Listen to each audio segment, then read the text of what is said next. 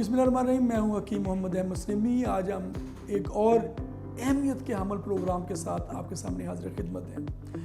आज हम बात करेंगे मर्दाना बांझपन पे। किसी भी मर्द की औरत की शादी के बाद 1.5 से 2 साल तक कोई हमल करार ना पाए, बच्चे की उम्मीद ना हो, तो उसे हम बांझपन कहते हैं। साल से 1.5-2 साल तक अगर हमल करार ना पाए तो ये इब्तदाई बांझपन होता है। दूसरे बच्चे की पैदाइश में लंबा वक्फा हो गया, 5-10 साल गुजर गए और वो मियाँ बीवी चाह भी रहे हैं कि बच्चा हो मगर नहीं होता, तो वो सानवी या सेकेंडरी बांझपन होता है।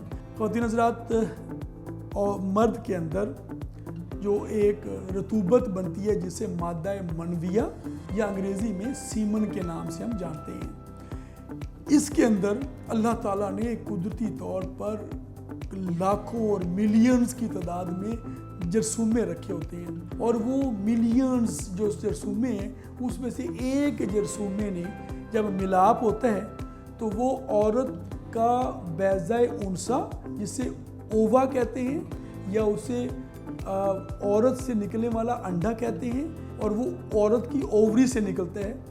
वो और मर्द की मादा मनविया से जरसूमा अंडे के साथ या ओवा के साथ मिलाप करता है तो वो ज़ायगोट बनता है या बच्चे की पैदाइश का अमल शुरू हो जाता है। जब मर्द में ये जरसूमा ख़ास मकदार में मादा मनविया में फ़ी ml ख़ास मकदार से कम हो तो उसकी परसेंटेज अगर हम बात करें तो वो 65% से नीचे हो।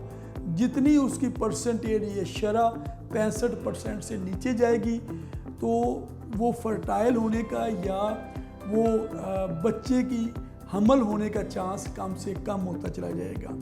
और नॉर्मल 65 से 90% तक ये अगर जरसूमे उस मादा मनविया में मौजूद होंगे तो वो हमल करार पाने का चांस उतना ज़्यादा होता चला जाता है। 2 एलिमेंट होते हैं, एक सबसे पहला तो जिसने मैंने बताया जरसूमा, दूसरी सूरत है कि बाज़ मर्द में अगर टेस्ट करते हैं तो जरसूमा तो पूरी मकदार में होता है मगर वो वजीफ़ा ज़ौजियत या मिलाप करने की जो क़ुव्वत है वो कम होती है, स्टेमिना कम होता है। किसी ने मुझसे पूछा तो उसने कहा कि ये टाइमिंग कितनी होनी चाहिए, तो मैंने उनसे कहा कि एक बहुत बड़े मुफक्कर का कौल है कि सेटिस्फेक्शन ऑफ कपल, वो जितनी देर में हो जाए उसको आप स्टेमिना एक्चुअल या एक नेचुरल स्टेमिना कहेंगे। उसके लिए इस्तादगी या सख्ती, उज़्व तनासल जो मर्दाना उज़्व है वो सही, उसमें सख्ती ठीक होनी चाहिए, इस्तादगी ठीक होनी चाहिए,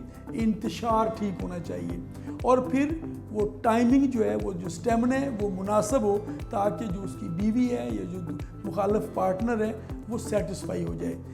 ये एक एलिमेंट है, और जरसूमा की मकदार का पूरा होना ये दूसरा एलिमेंट है। शादी से पहले, वैसे तो दुनिया में अब कवानीन भी बनने शुरू हो गए हैं, शादी से पहले मर्द को चाहिए कि उसका अगर इंतशार वगैरह ठीक है, सख्ती वगैरह ठीक होती है, ये उसे पता चल जाता है। और दूसरी चीज़ है अपने जो मादा मनविया का टेस्ट है जिसे हम अंग्रेज़ी में सीमन एनालिसिस कहते हैं, वो अगर शादी से पहले करवा लें और उसमें उसकी जो टोटल काउंट है वो नॉर्मल मकदार में हो और उसके जो एक्टिविटी है वो 65% से ज़्यादा हो, एक्टिव मोटाइल हो, तो उसमें कोई मेजर डिफेक्ट ना हो, उसमें कोई इन्फ्लेमेटरी सेल ज़्यादा ना हो, तो फिर उससे शादी कर लेनी चाहिए। अगर इस सीमन एनालिसिस की रिपोर्ट ठीक ना आए शादी से पहले तो फिर किसी माहिर मौलवी से रुजू करना चाहिए ताकि वो जो कमी बेशी है वो वक्त पर ख़त्म हो सके, ताकि शादी के बाद जो साल 1.5 साल 2 साल तक बच्चा ना हो तो फिर हर बंदा, ख़ानदान के लोग, इर्द गिर्द के लोग, दोस्त अहबाब पूछना शुरू हो जाते हैं और वो इंक्वायर करना शुरू कर देते हैं कि ये जी अभी तक कुछ हुआ या नहीं हुआ, और मामलात इस किस्म के, तो उसकी वजह से फिर परेशानियाँ जन्म लेती हैं और मुख्तलिफ़ किस्म के हम परेशानियों में गिरकर बीमारियों में मुब्तला हो जाते हैं। इसका हल क्या है? अगर किसी को सीमन एनालिसिस करवाने के बाद स्पर्म काउंट कम हो और उसमें स्पर्म या जरासीम की कमी हो तो उनको चाहिए, मैं उनको एक रेसिपी, एक नुस्खा बता रहा हूँ, ये इस्तेमाल करें, इंशाअल्लाह आपका ये मसला हल हो जाएगा। मैं फिर ये कहता हूँ ऐसे मामलात के लिए हमेशा मुस्तनद मुआलज से, किसी मुस्तनद तबीब से रब्ता करना चाहिए। और मुस्तनद तबीब से रब्ता करेंगे इंशाल्लाह आपको वो आपकी ज़रूरत के मुताबिक आपको अद्वियात तजवीज़ करेंगे। उन अद्वियात में से एक दवाई, वैसे तो मुख्तलिफ बड़े जो अदारे हैं उनकी अच्छी अच्छी अद्वियात मार्केट में आने शुरू हो गई हुई हैं।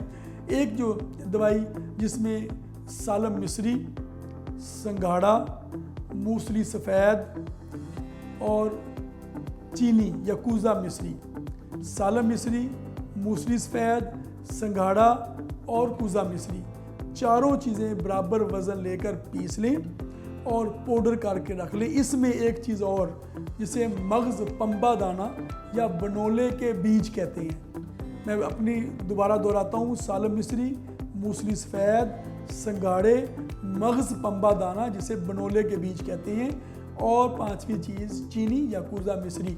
ये बराबर वज़न पीस कर पाउडर करके रख लें। जिन लोगों का मादा मनविया पतला हो, जिसको मनी पतली हो और उनके जरासीम की एक्टिविटी ठीक ना हो, स्पर्म काउंट कम हो, वो इस पाउडर को 1 चम्मच पाउडर सुबह दूध के साथ सुबह और 1 चम्मच शाम 5 बजे या 6 बजे दूध के साथ इस्तेमाल करें। और इसका इलाज कम से कम 120 दिन करना चाहिए। ये हथेली पे सरसों जमाने की कोशिश ना किया करें। कुछ नेचुरल फिनोमिना होता है, ये जो स्पर्म की एज होती है उसके हिसाब से इलाज होता है। तो 90 से 120 दिन इसका इलाज करें। इंशाल्लाह 120 दिन के बाद यानी कि 3 से 4 महीने ये चीज़ इस्तेमाल करने के बाद आप टेस्ट करवाएंगे तो आपका टेस्ट नॉर्मल आएगा, स्पर्म काउंट ठीक होगी, इस्तादगी ठीक होगी, उज़्व तनासर की सख्ती भी ठीक होगी और आपका स्टेमिना भी ठीक होगा। इंशाल्लाह वजीफ़ा ज़ौजियत भी अच्छा अदा होगा और स्पर्म काउंट की कमी भी दूर हो जाएगी, जिससे जो मर्दाना बांझ के जो बुनियादी असबाब हैं वो ख़त्म हो जाएंगे और अल्लाह ताला आपको औलाद जैसी नेमत से सरफराज करेंगे। अल्लाह ताला हम सबको हर किस्म की बीमारी से महफूज रखे। अस्सलामु अलैकुम रहमतुल्लाह।